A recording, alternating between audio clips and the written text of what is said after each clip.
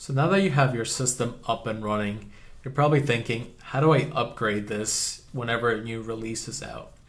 So you're going to go back into remote settings again, and you're going to go into the system maintain tab here, and you're going to go into the firmware update. This will give you this screen here, and this is where you can select the file on your computer and just hit upgrade when you have that file. This will upload and upgrade the Richtech AATSS version 2. To check if this has been set up correctly, you can go into the system config and click on device info. And this will always tell you what software version you're currently running.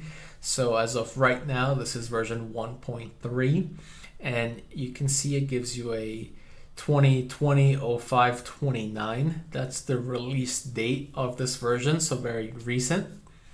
And this is how you upgrade the firmware on your Richtech AATSS version 2.